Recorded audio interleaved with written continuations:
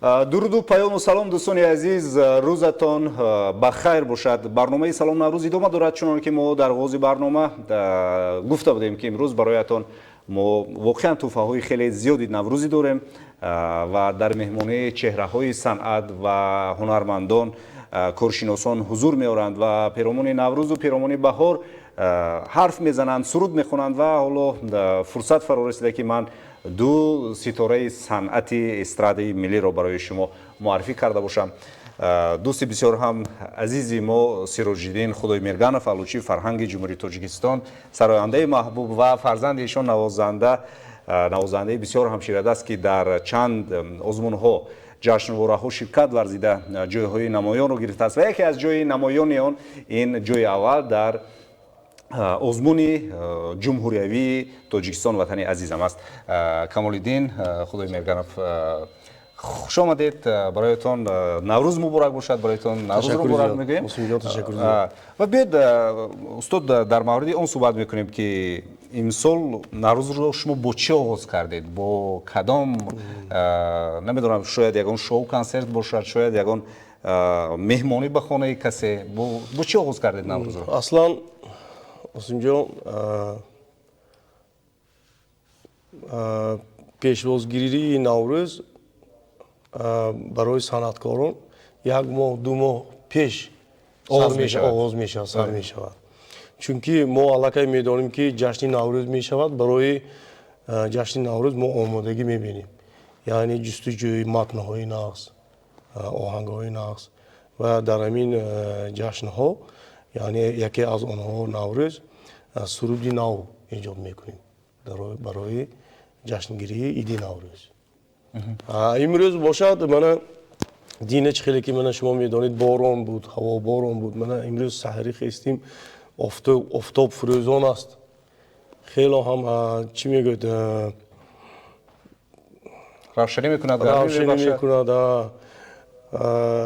ба қавли рӯсҳо настрениҳо мо ҷудоям нағз имрӯз. настрениҳои идона наврӯзӣ. ташаккур. беҳтарин воқеан агар чун таб болида бошад, таб хуш бошад, ҳатман мо зиндагии хубу хуш хоҳем дошт. дӯстони азиз, барномаи салом наврӯз идома дорад. ба Сироҷиддин Худоймерганов агар ягон суол доред, ягон ҳарф доред, ягон паёми шодбошӣ доред, метавонед ба мо занг занед. 644 55 33 ин рақами иртиботии мо аст ки ҳоло шумо метавонед мустақиман бо мо дар тамос бошед, занг занед ва бо меҳмонони барномаи имрӯзаи мо суҳбат карда бошед. мо зангҳои шуморо интизор мешавем ва албатта мо инҷо чанд оҳанг ва чанд суруд низ барои шумо пешниҳод хоҳем кард. ва занги нахустинро қабул мекунем. алло, салом алейкум. Assalomu alaykum. Salom alaykum. Navruzatон муборак бошад. Mehmoni shimo Sirojiddinjon Xudoymerganov. Hamisha Navruzatон Pirozbod, Navruzbod. Hamisha xushhol bo'lishib, Allohdan xastana bo'lishar. So'yir shimo hamisha birori korxona salomat bo'lishib, Tojikiston gulgul kupon bo'lishar, tinchi amoni Xudo xohar, hukm farmo bo'lishar. ташаккури зиёд. спасибо поём модири азиз барои таманниёти хуби наврӯзӣ. хуб, Камолиддин, шумо чӣ гуна таб доред имрӯз? имрӯз ба гуфти падарам аз саҳар офтоб равшани нодоӣ истода буд ва ба гуфти падарам насрениҳои мо чун офтоб идона ва равшан аст. ман дар чанд маъракаҳо низ вохӯрдам, Камолиддин имрӯз як дасти рости шумо шудааст, яъне ёвару ёрдамчии шумо. бале, ман шукрона мекунам ки чӣ хеле ки дар урфият мегӯям, мероси падархоҳӣ касби падаромӯз. ман шукр мекунам ки Камолиддин ҳамин роҳу равии моро давом дода истодааст, дар паҳлӯи ман ба ман ёрдам дода истодааст. дар нақша аст ки дар оянда ӯ низ мехонад, на танҳо менавозад, балки мехонад, яъне зебо ҳам месарояд. акнун сароидани зебои ӯро халқ баҳо медиҳад. шумо ҳамчун ман албатта таъриф мекунам, чунки фарзанди худам аст. инҷо занги дигар қабул мекунем. алло, салом алейкум. Алло. ассалому алейкум. Assalamu و روزتون که تبریک باشد و تشکر یک شنگه مرحمت اسلام شما که هر روز ما همه شب باشد شما روز ما بیرون دیده باشد مهی کشا که آن شما سال فرخونده با آفرین تشکر آفرین به شما آفرین نوروزتون مبارک باشد جانی عزیز اگر چون شما در دوام این صحبت کسی شعر خوب و با مضمون خوانده نتواند ما برایتان تحفه داریم از شرکت خمخم و از مرکز انکشاف ذهنی ذکاوت 20% تخفیف زود خواندن و خوب در خاطر نگه داشتن معلومات رو برایتان می‌آموزد و شرکت خمخم باشد برایتان جواری مکه‌های بسیار هم لذیذ رو پیشنهاد می‌کند که در داخلش هم تحفه مردانه و هم تحفه کودکانه پسرانه و دخترانه است می‌توانید که از آن استعمال کنید و صاحب تحفه هم شوید. خب اینجا زنگ دیگر. الو سلام علیکم. الو خب بار دیگر زنگ زنید. خب چون در آغاز صحبت گفتید که با آهنگ با سرودهای نو آغاز می شود امسال نیز در بهار یگان چیزی نو شد؟ بله یک سرود آماده کردیم با نام نوروز مبارک از متن نصرت الله بابایف آهنگی خودم می شود یک پرچه کمک نوروز مبارک ای همدیاران نوروز مبارک ای همدیاران بهار تازه آمده بر تاجیکستان بهار زیبا آمده بر تاجیکستان بهار زیبا آمده بر تاجیکستان. تشکر سپاسی به پایان. سلامت باشید. اینجا می‌بینیم که زنگ از قبول می‌کنیم. الو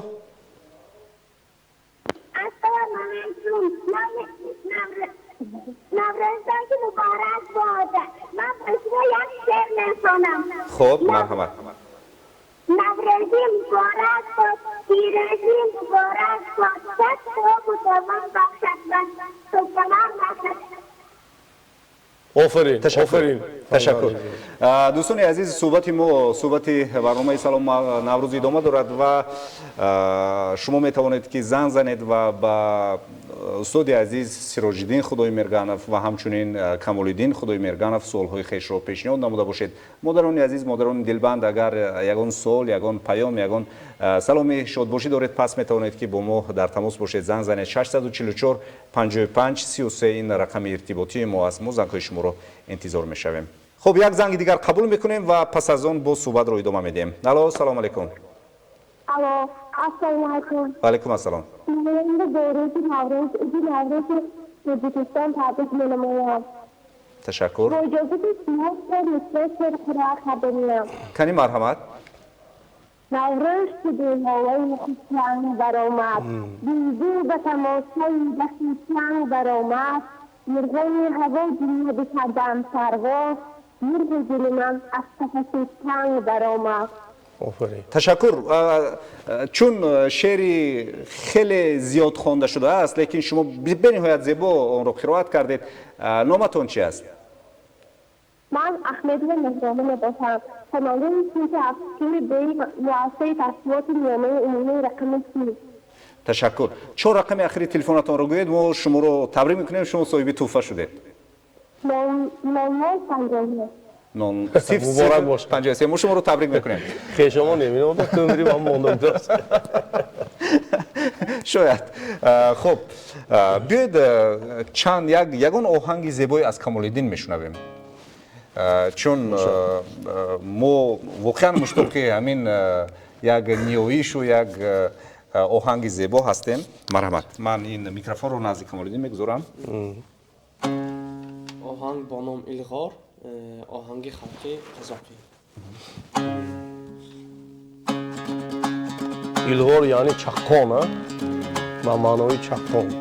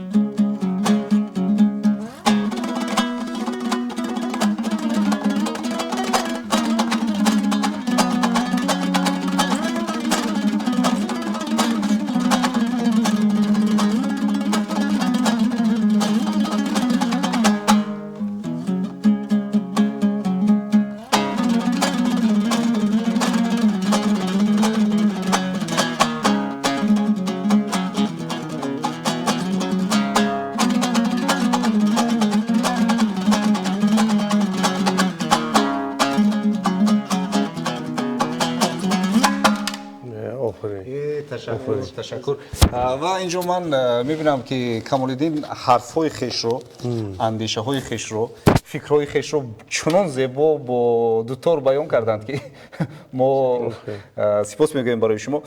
خب استاد بیایید یک حرف پیرامون آن میگوییم که شما استاد دانشگاه دولتی خوجند هستید، در فاکولته صنعت درس میدهید.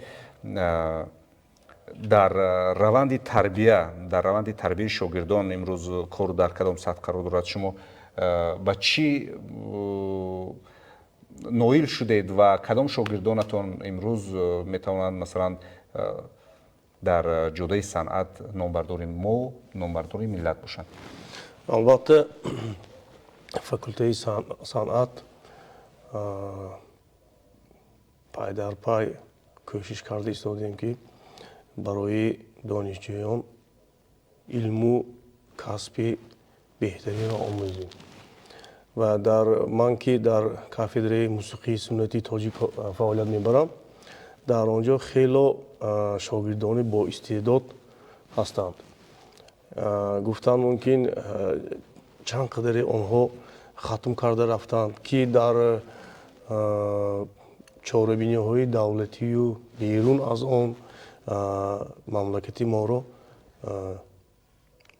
معرفی کرده ایستادند و آبروی نفوذی ما را بلند برداشته ایستادند. خیلی خوب، من به شما سپاس میگویم که در همین جدا کار میکنید، چون شما یکی از همان سراینده هایی هستید که به طور حرفوی یعنی به طور پروفسیونالی کار پیش میبرید، هوسکار نه و در سمت تربیه شاگردان در فاکولته صنعت فعالیت مینمایید و البته امید میکنیم که در این جوده برای تربیه نسل نوی صنعت ملی البته شما سهم بارز خواهید داشت.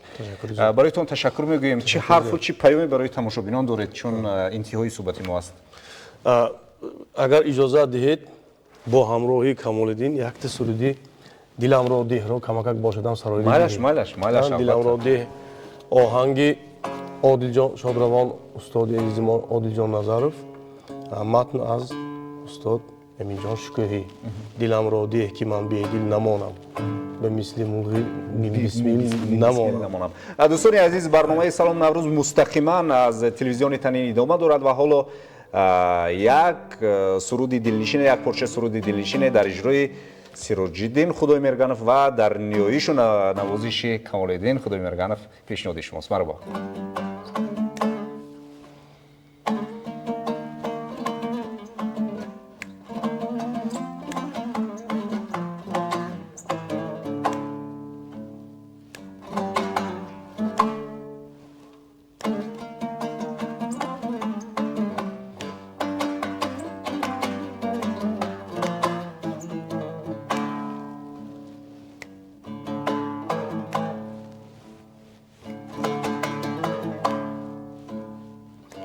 دلم را ده که من بی دل نمانم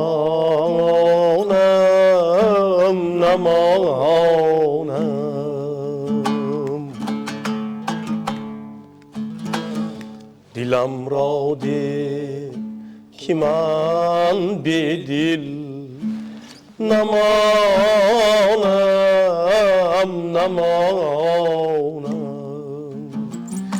به مثل مرغ نیم بسمیل نمانم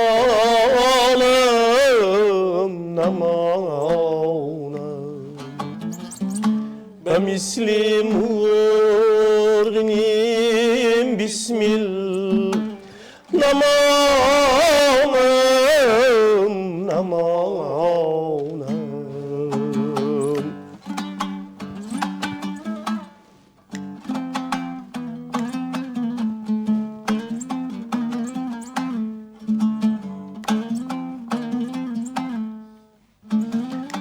اگر عشقت بود گردابی دریا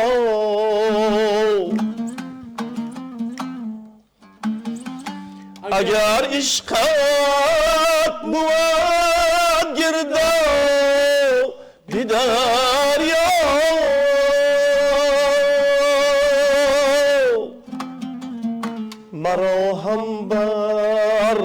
که در سایل نمانم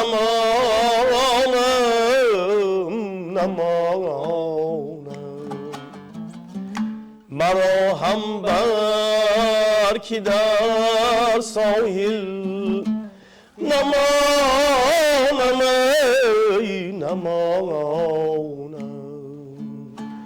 آه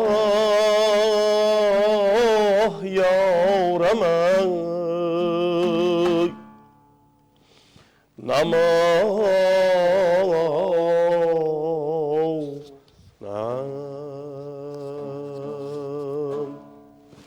تشکر سپاسی به پایان برای شما که بسیار یک سرودی زیبا رو به طور زیبا و زیبا نواختن برای ما و برای تماشابینان پیشنهاد کردید.